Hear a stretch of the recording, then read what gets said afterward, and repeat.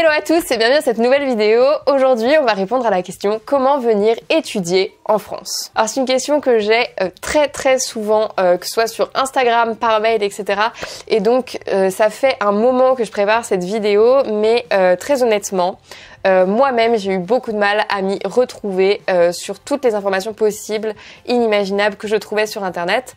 J'ai encore une fois fait appel à mes connaissances puisque je connais pas mal de personnes qui ont soit fait des études avec moi, soit travaillé avec moi, qui sont venus alors qu'ils étaient étrangers et pour lesquels ça s'est très bien passé. Et donc grâce à tous leurs témoignages et grâce à tout le travail de recherche que j'ai fait sur internet, j'espère aujourd'hui vous aider à réaliser le plus facilement possible les démarches pour venir étudier en France. Alors déjà sachez qu'il y a deux sites principaux sur lesquels vous allez naviguer afin de faire à la fois ce travail de recherche concernant les universités que vous souhaitez rejoindre et à côté la partie administrative d'inscription. Donc la première partie de recherche va se passer sur le site Campus France. Vous allez y trouver une multitude d'articles sur plein de sujets différents tels que comment ouvrir un compte bancaire en France, comment trouver un logement en France, etc. Et à côté vous avez le site Pastel Diplomatie qui lui va vous permettre de faire la véritable inscription. Mais tout le monde n'a pas besoin de passer par ces étapes-ci. Je m'explique. Il est possible que vous soyez étudiant étranger et que pour autant vous ayez quand même réalisé des études françaises, c'est-à-dire que vous ayez un baccalauréat équivalent et le même que quelqu'un qui l'aurait passé dans un établissement français. Et bien dans ce cas, exactement au même titre qu'un lycéen français va s'inscrire dans le supérieur, vous allez passer par la plateforme qui s'appelle Parcoursup. Ce n'est pas de Parcoursup dont on va parler aujourd'hui puisque vous verrez au cours de l'année, je vais faire une série de vidéos étape par étape au fur et à mesure que les étapes de Parcoursup avanceront exprès pour que vous soyez à même de ne manquer aucune deadline et que vous soyez ready pour vous inscrire comme il faut, de la création de son CV à sa lettre de motivation, etc. Tout ça sera bien expliqué en vidéo. Je ferai une série dédiée à Parcoursup. Ici, aujourd'hui, on va vraiment parler de la plateforme Pastel Diplomatie et de Campus France. Ensuite, sachez que pour venir étudier en France, il y a, pour moi, à mes yeux, deux étapes principales. La première va être vraiment l'inscription pédagogique qui va consister justement à s'inscrire dans les universités ou les écoles que vous souhaitez intégrer en France. Et la seconde va être l'étape d'obtention du visa. Donc si vous êtes ressortissant de l'Union européenne, ceux d'Andorre, de Monaco, du Vatican, de Suisse, de Saint-Martin ou du Liechtenstein sont dispensés du visa long séjour. Cependant, si vous n'êtes pas lycéen ressortissant de l'Union européenne, alors vous allez devoir faire cette demande de visa auprès du consulat de France de votre pays d'origine. Donc le visa que vous devez demander est un visa étudiant qui va vous permettre pour 1 an de venir étudier en France et cette demande sera renouvelée chaque année. Aujourd'hui, on va bien se concentrer sur cette première partie qui concerne l'inscription pédagogique. Donc l'inscription pédagogique, c'est celle qui va vous permettre, au même titre que Parcoursup pour un étudiant qui aurait étudié en France, d'intégrer des établissements français. Donc déjà, afin de venir étudier en France, vous allez généralement avoir 3 choix qui vont s'imposer à vous. Soit vous allez intégrer une école privée en France et donc dans ce cas-là, l'inscription se fera directement auprès de celle-ci. Soit vous allez intégrer une faculté ou une école publique en France et dans ce cas-là, celle-ci se fera par études en France, donc la plateforme Pastel Diplomatie, ou soit vous allez vouloir intégrer une CPGE, donc une classe prépa ou un BTS et dans ce cas-là, vous devrez également passer par Parcoursup. Attention, ce n'est pas parce que les CPGE et les BTS sont sur Parcoursup que cela vous dispense d'avoir créé votre compte sur Pastel Diplomatie.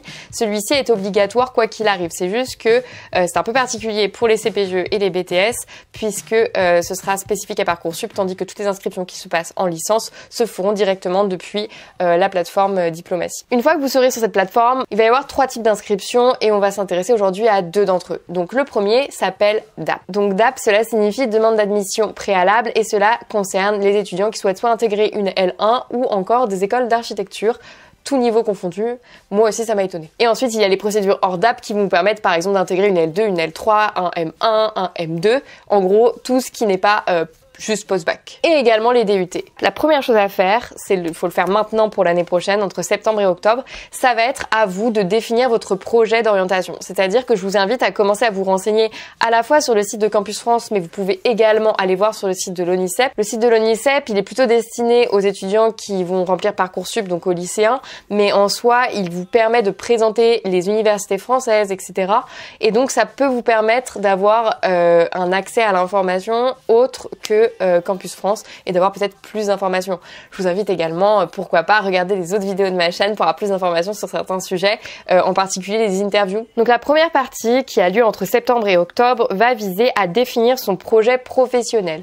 Quel est le métier que vous voulez faire plus tard? Quelles sont les études qui vont vous permettre au mieux d'y arriver? Dans quels établissements vais-je vouloir suivre cette formation? Quels sont les prérequis nécessaires potentiellement pour intégrer cette formation? Est-ce que vous avez besoin d'un niveau minimal en français? Est-ce que vous avez besoin peut-être d'avoir validé un bac plutôt scientifique, un bac plutôt littéraire? Quelles sont les spécialités qu'ils ont demandées, etc. Enfin, comment vais-je financer mes études et également comment vais-je me loger? Donc là, c'est vraiment la partie construction de son projet, définition de son premier projet. Une fois que vous avez pu répondre à toutes ces questions qui sont vraiment primordiales d'ailleurs que vous soyez français ou étranger, je pense que c'est vraiment très important de se poser ces questions-ci, mais ça ne va pas être le débat aujourd'hui. Vous allez pouvoir, à partir du 1er novembre, donc je ne suis même pas en retard pour faire cette vidéo, je suis plutôt fière de moi parce que j'arrive plutôt toujours à la bourre. Donc à partir du 1er novembre, vous allez pouvoir vous connecter sur la plateforme, créer votre compte personnel et donc compléter vos informations, votre nom, votre prénom, votre lieu de résidence, votre carte d'identité, votre date de naissance, etc. Ensuite, si votre pays n'est pas officiellement francophone, il va falloir que vous passiez une certification de français. Que ce soit le TEF, le TAF, le DELF, le DALF, bref, je vous mettrai les liens en barre d'infos de toutes les informations possibles, inimaginables que j'aurais trouvées à ce sujet, mais en l'occurrence, il est important que vous ayez une certification de français et même pour vous, vraiment, il est important que vous ayez un certain niveau de français pour intégrer des études en France parce que les cours vont être en français. Si vous ne comprenez pas les notions qu'on cherche à vous faire passer en cours et que la barrière de la langue est vraiment un blocage, ça va être dommage pour vous. Donc je vous conseille vraiment de bosser votre français en amont, quitte peut-être à faire une année, on va dire sabbatique, c'est-à-dire à ne pas enchaîner post-bac si vous avez zéro notion de français, mais bon, je me dis que si vous regardez cette vidéo, c'est que potentiellement vous comprenez ce que je dis.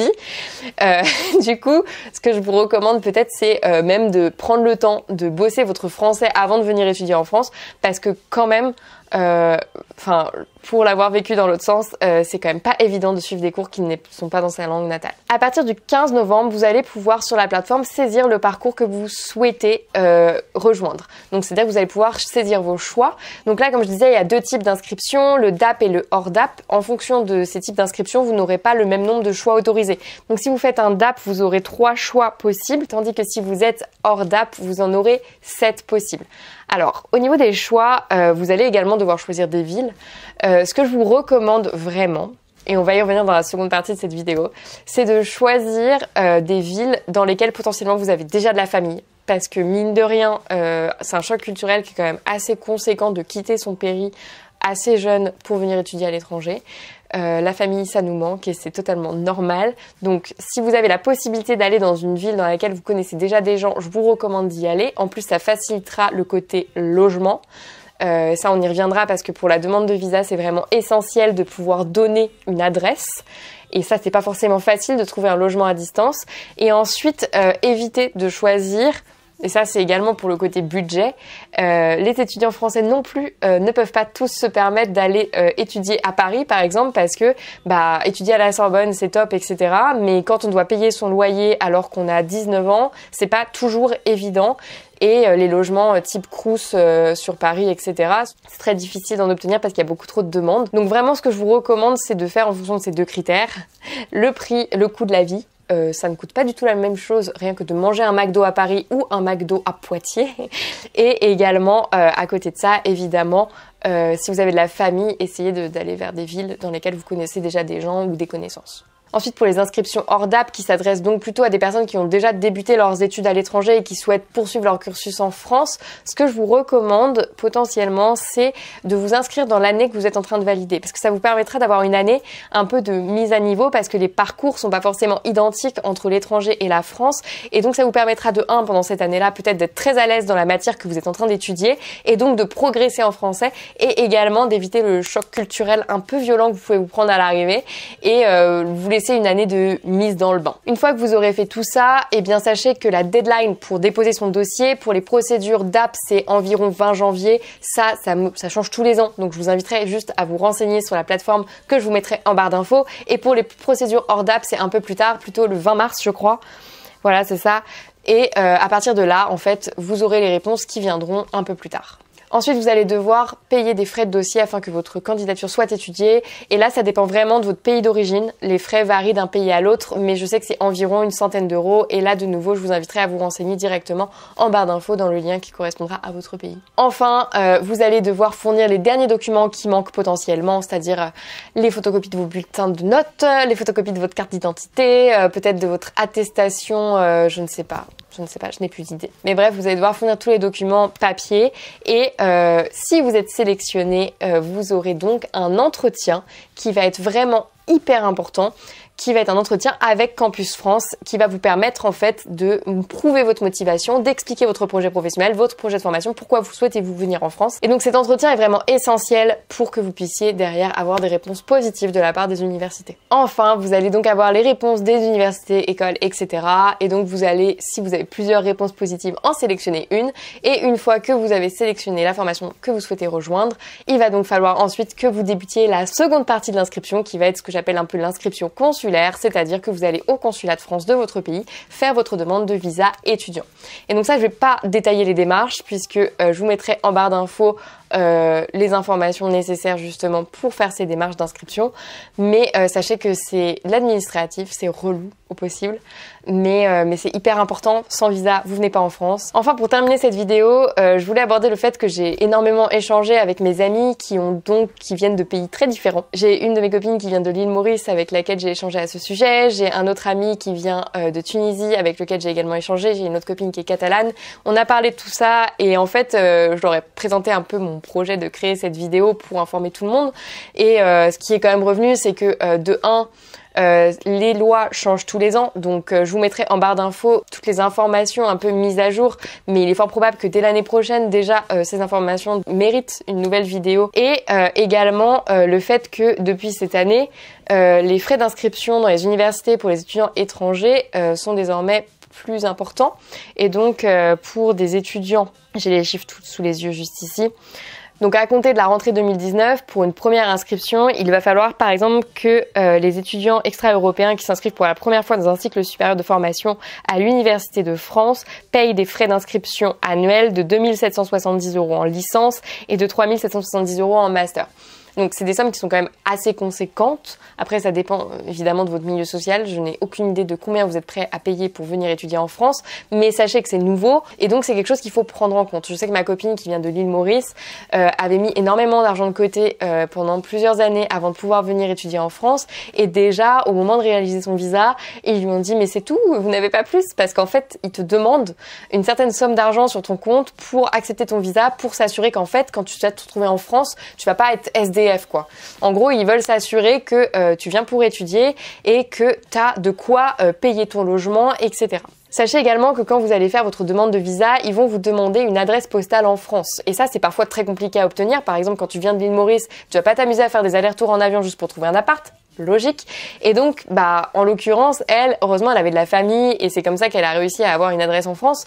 Mais sinon, ce que je peux vous recommander, c'est de vous orienter vers les associations, typiquement, je sais pas, les Sénégalais à Paris, les Sénégalais en France, j'en sais rien, pour justement vous rapprocher des associations de votre pays en France qui vont potentiellement vous donner une adresse provisoire.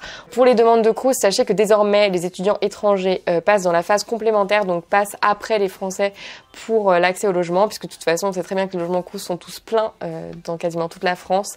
Il y a énormément de demandes tous les ans. Mais vous avez la possibilité quand même d'en avoir dans la phase complémentaire. Simplement, c'est un peu plus compliqué, donc comptez pas forcément là-dessus.